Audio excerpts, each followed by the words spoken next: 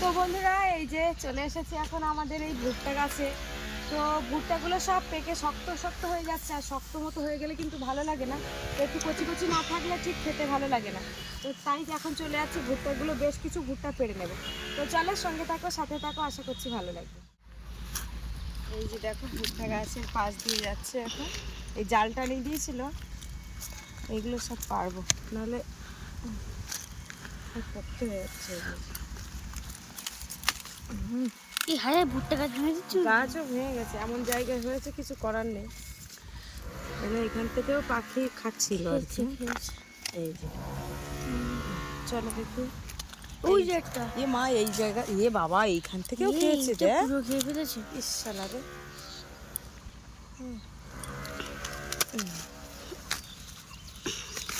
এই কিভাবে কি ভীষণ খারাপ, কি ভাই দেখতে পাই কি জানি। চলো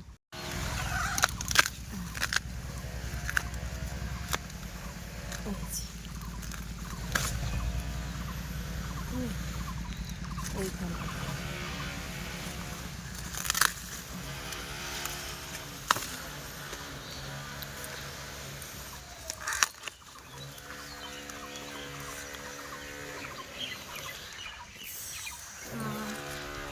এদিকে নেই, এই একটা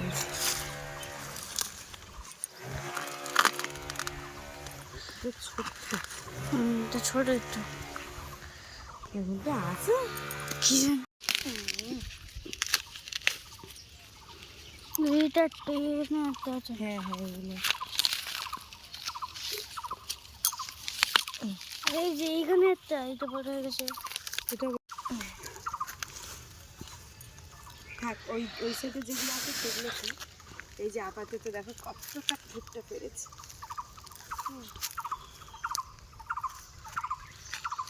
বন্ধুরা শালা পাখিতে খাওয়ায় খুব একদম পটু।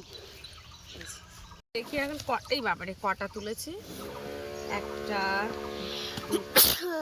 একটা দুটো তিনটে চারটে পাঁচটা ছটা সাতটা আটটা নটা ভুট্টা তোলা হয়েছে বাবারে।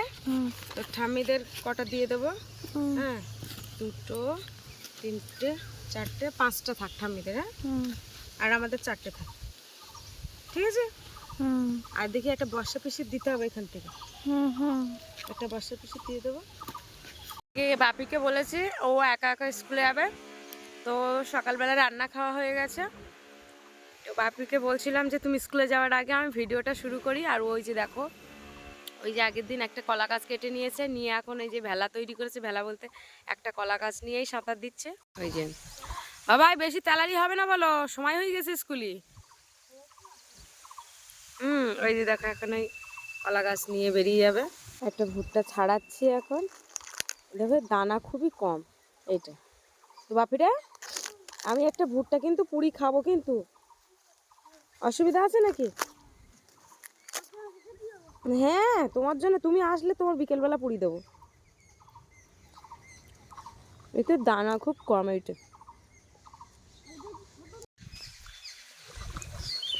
ওই যে বেরিয়ে পড়লো কলা গাছ নিয়ে।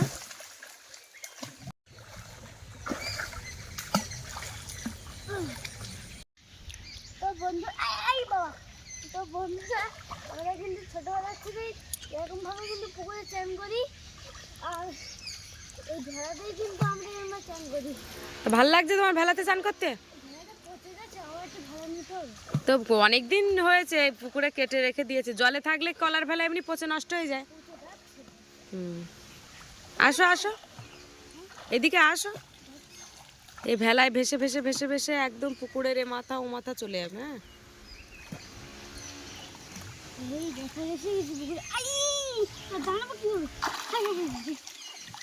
এই যে দেখো বাপি চান করে আস্তে আস্তে, ওই যে ভুট্টা পোড়ানো কমপ্লিট। ও বললো আমার একটা ছোট দেখে দাও।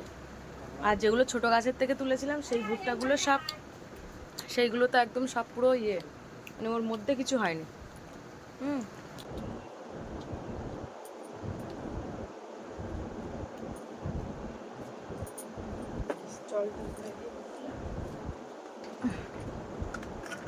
তাহলে ওইটা খেতে খেতে যাবে। আচ্ছা ঠিক আছে। খুব কচি একদম ওইটা। বাবারে জলটা পড়ে যাবে তো, একটু চাপ আছে ওই জন্য। আর পাশে পিছে দেখলে বলবে যে মা যেতে বলেছে তোমার, হ্যাঁ যেখানে দেখবে হ্যাঁ বলবে যে মা যেতে বলেছে। ভাড় ওই জলের বোতল দিয়েছি না, চলো দেখি এগিয়ে দিয়ে আসি একটু রাস্তা পর্যন্ত। বাসা পিসি দেখলে ডেকে দেবে, হ্যাঁ ঠিক আছে।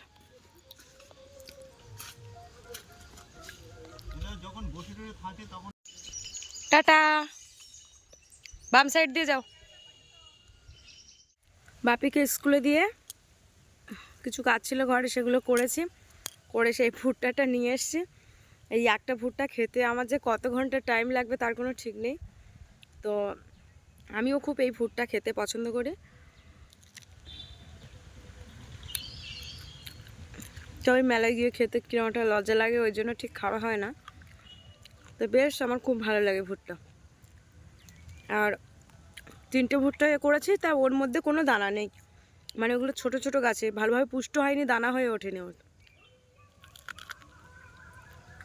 জিনিস তোমাদের দেখাই, এই যে বাঁশ গাছটা দেখতে পাচ্ছ না, ওইখানটা একটা বাসা। তো বাসাটা বেশ অনেক দিন আগে থেকে দেখছিলাম, কিন্তু এখন দেখতে পাচ্ছি বাসার পাশে একটা ডাক পাখিও, ওই যে দেখো। তো ডাক পাখি মানে ওখানে ডাক পাখিই বাসা করেছে, বেশ ভালো লাগছে। ভুট্টা খেতে খেতে একটা কথা তোমাদেরকে বলি। তো একজন আমাকে কমেন্ট করেছে, একটা দিদি ভাই, যে তুমি স্বামীর ঘরে থাকছো আর স্বামীর নামে বদনাম করছো। তো আমি তাকেই বলছি, বদনাম আমি কিছু করছি না, যেটা আমার সাথে ঘটছে সেটাই করছি। আর আমি এখানে ভিউজ কামানোর জন্যও কিছু বলছি না। আমি জানি না তোমাদের মনে এইরকম ধরনের এরকম প্রশ্ন কেন আসে। তো প্রথম থেকে তো তোমরা ভিডিওটা দেখছো, সব কিছু জানতে পারছো। এই জিনিসগুলো যাদের সাথে ঘটে ঠিক তারাই জানতে পারে যে তার পরিস্থিতিটা কীরকম। ছেলেটা নিয়ে থাকি, এক এক সময় এক এক রকমের কথা আমার উপরে উঠছে, অনেক রকমের অনেক কথা উঠছে। তো যাই হোক, তো ঘর নিয়ে আমি আর কিছু বলবো না। যদি ঘর হয় অবশ্যই দেখাবো, যদি না হয় অবশ্যই দেখাবো। আর ভোট আসছে, ভোটের পরে যদি চলেও যায় কোথাও কাজে, সেটাও তোমাদেরকে জানাবো। তা তোমাদেরকে একটাই কথা বলবো, কেউ বাজে কমেন্ট করো না। শুধু একটা কথা তোমাদেরকে বলি, যখন নিজে হাতে সংসার চালানো হয় না, তখন ব্যাপারটা মানে জানা যায় যে পরিস্থিতিটা কতটা। হ্যাঁ, মানে এই বেশ প্রায় 14 দিন মতো বাজার হয় না, একদমই বাজার হয় না। তো আর কিছু বলার নেই, এইটুকানি। তো যারা খারাপ মন্তব্য করছে তারা খারাপ মন্তব্য করো না। তো যারা বুঝতে পারছে তারা অ্যাকচুয়ালি মানে এমন একটা মানে গেঁড়া কলের মধ্যে পড়ে আছি যেন, ঠিক মানে ছেড়ে যেতেও পাচ্ছি না, এরকম একটা পরিস্থিতি। মানে যার সাথে ঘটনাটা ঘটে ঠিক সেই বুঝতে পারে। পৃথিবীতে মানুষ রয়েছে কত রকমের মানুষ, কত দুঃখ কষ্টের মধ্যে থাকছে, যদি জানতে না ঠিক এইগুলো মনে হতো না।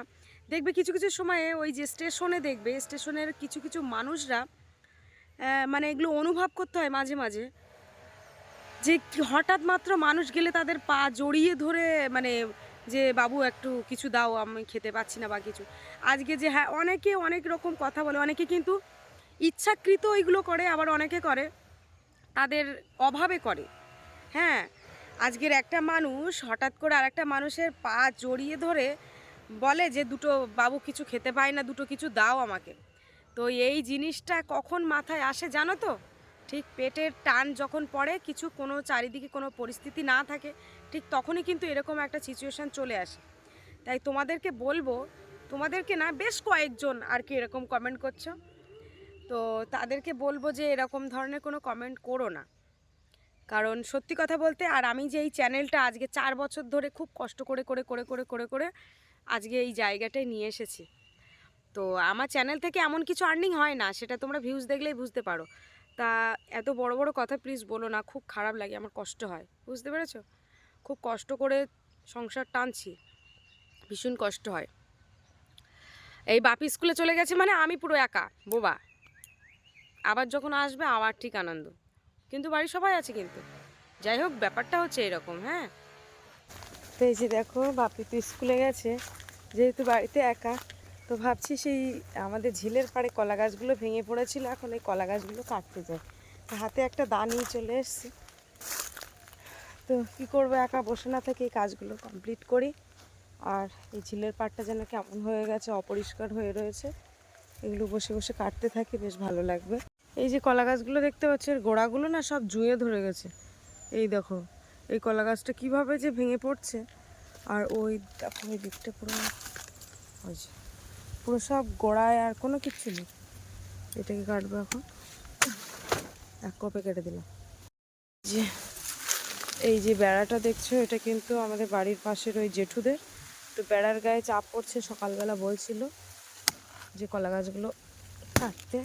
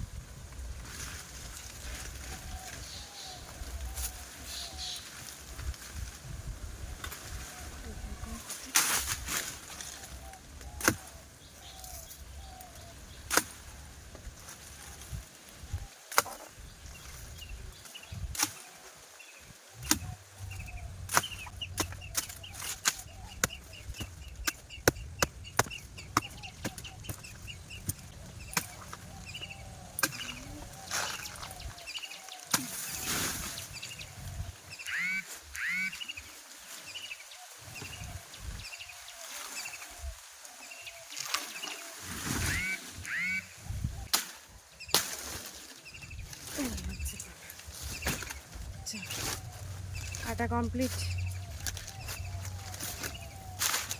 তো বন্ধুরা, এই যে কলা গাছ কেটে প্রচণ্ড গরম, মুখ ঘামছে দেখতে পাচ্ছ। এখন এই কলা গাছের গোড়ায় বসে আছে। তো সকালবেলা থেকে যাদের বাড়ির উপরে কলা গাছটা পড়েছিল তারা দুবার করে বললো কলা গাছটা কাটতে। তা এখন এটা না কাটলেও হয় না, লোকের বাড়ির উপর যেহেতু পড়েছে। সে কাটছিলাম সকালবেলার দিকে, তার সকালবেলা আর হয়ে ওঠেনি। ওদিকে বাপি স্কুলে যাবে, তোড়জোড় করে রান্না বান্না করতে করতে করতে সময় নষ্ট হয়ে গেছে। তো ওই জন্য আজকে বললাম বাপিকে, তোমার স্কুলে তুমি চলে যাও, আমার বাড়িতে কিছু কাজ আছে সেইগুলো করি। তো এই যে দেখো এখন আমরা চান ধান করে এসেছি। এসে দেখো বর্ষা এসছে, আর এখন বর্ষা ভুট্টা খাবে। তো আমি বলছি যে একটা ভুট্টা বাড়ি নিয়ে যাও। তো বলছে হ্যাঁ বাড়ি কি নিয়ে যাবো, তুমি একটু পুড়িয়ে রেডি করে দাও। তো দুজনে একসাথে চান করেছি পুকুরে। আর এই যে এখন বর্ষা ভুট্টা ছাড়াচ্ছে, ওই যে একটা ছাড়াচ্ছে। কি গরম রে এইখানটায়। এই যে পোড়ানো চলছে, কিভাবে পোড়ায় দেখো। এই যে দেখো ভুট্টা কিন্তু পুড়িয়ে দিয়েছি। বর্ষার জলজিরা নিয়ে এখনও কিন্তু আসেনি। আমি ভুট্টা পড়ানো তো হয়ে গেছে, এখন এই গাছ থেকে কটা লেবু তুলে নিয়ে যাই। লেবুগুলো ভালো করে রস হয়নি, তা সে রস হওয়ার আগেরতেই তো খাওয়ার শেষ হয়ে যাচ্ছে।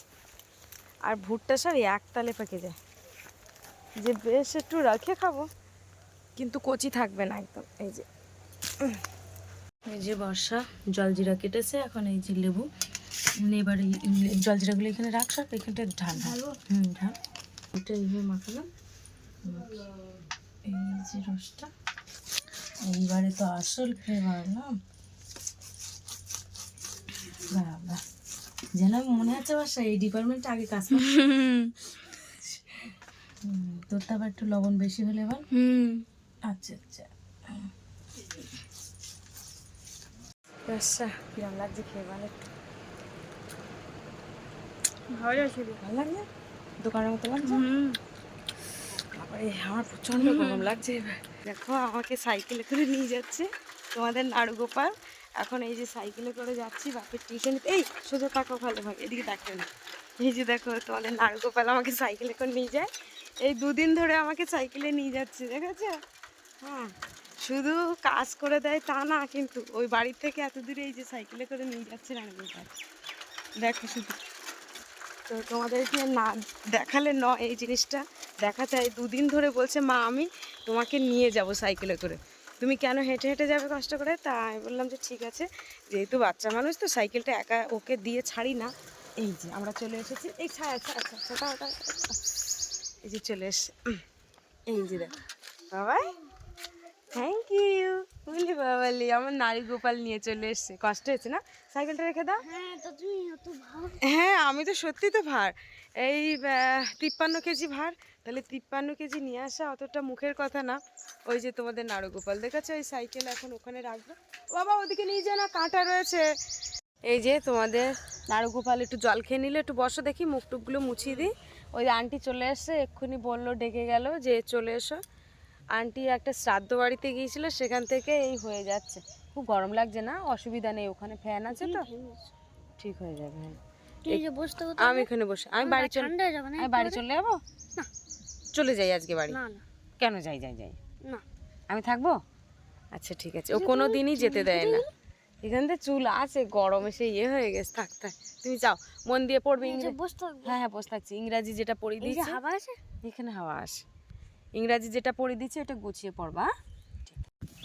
ওই যে বাপি চলে যাচ্ছে দেখো, প্যান ছিঁড়ে যাবে কিন্তু, ওইখান থেকে ভালো করে টপকাবে, প্লেন জায়গা দেখে টপকাও। হ্যাঁ তো বন্ধুরা, এই যে সন্ধেবেলা এখন রান্নাঘরে এসেছি, ভাত বসিয়ে দিয়েছি, আর দেখো ওই জল বয়ে নিয়ে এসেছি। তো ওখানে কাজ করছিলাম, পুরো জামাটা ভিজে গেছে এই দিকগুলো সব। তো রাত 9টা বাজবে, তখন চান করব, জল তুলে রেখেছি। এখন একটু পাতলা করে ডাল রান্না করবো, প্রচণ্ড গরম। এই যে ভাত ফুটছে এখন, তাড়াতাড়ি। হ্যাঁ ওই ভেজা মানে তো গা ঘিন করছে, ডালটা রান্না করে তারপরে চান করবো, চান করে একসঙ্গে বসবো। খাতাগুলো কোথায় তোমার? তুমি বের করো, খাতা কোথায় আছে? আজকে কটা বই দিয়েছে? 3টে বই। আচ্ছা ঠিক আছে, 3টে বই কিন্তু 5টা, বাংলা, ইংরাজি, অঙ্ক। না না, বাংলা, বাংলা মানে আমার বই লিখতে হবে, আর সহজ করে লিখতে হবে, আর শাস্ত্র লিখতে হবে। তাহলে ইংরাজি লিখতে হবে না? এই বইয়ে মানে টোটাল 5টা হবে।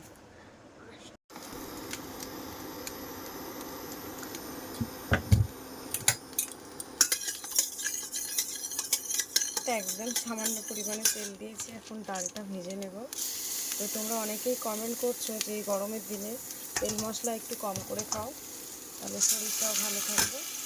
তো তেল মশলা এগুলো কম করেই খাওয়া হয়। তো তার মাঝখানে যখন একটু মাংস হয় তখন একটুখানি গুছিয়ে করি, পরে সিদ্ধ হওয়ার জন্য জল দিয়ে দেবো।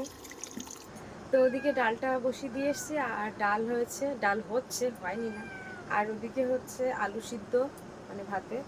তো এই গরমের সময় আমার মনে হয় শহরের থেকে গ্রামে, যদিও ঠান্ডা, মানে শহরে যে পরিমাণে গরম, তো গ্রামে মানে দাঁড়ানো যাচ্ছে না, এত গাছপালার মাঝখানেও দাঁড়ানো যাচ্ছে না। আর এই ঘরের মধ্যে দিনের বেলা তো একদম টেকা মুশকিল, কারণ অ্যালবেস্টারের চাল বুঝতেই পারছো, খুবই নিচু, প্রচণ্ড গরম, প্রচণ্ড। আর এই ফ্যানের হাওয়া পুরো উপরের অ্যালবেস্টারের যে গরমটা পুরো নেমে আসে। তো এখন আমি একটু এই বিছানাটা একটুখানি ঝেড়ে গুছিয়ে নেব।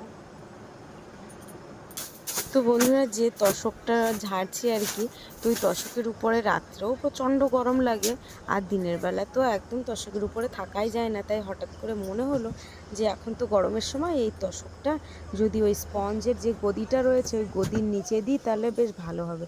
আর এই গদির প্যাকেটটা কিন্তু ছেঁড়া হয়নি, তো এই কানার দিকে বসে বসে বাচ্চা কাচ্চার বাড়ি, বুঝতেই পারছো। তো এই 10 বছর হয়েছে গদিটা, তো দেখতে পাচ্ছি এক সাইডে পেপার ছিঁড়ে গেছে। তো এখন খাটটাকে খুব ভালোভাবে ঝেড়ে পরিষ্কার করে নিচ্ছি। আর আজকে খাটের তলা টলা সব খুব সুন্দরভাবেই কিন্তু গুছিয়েছি। তো দেখো এখন ওই যে সোফাটা কিন্তু তুলে নিয়েছি, যেটাকে বলে স্পঞ্জের গদি, ওইটাকে তুলে নিয়েছি। আর সব শেষে তলায় কিন্তু তোশকটা পেতে দিয়েছি, দিয়ে দেখো আবার স্পঞ্জের গদিটাকে পেতে দিচ্ছি।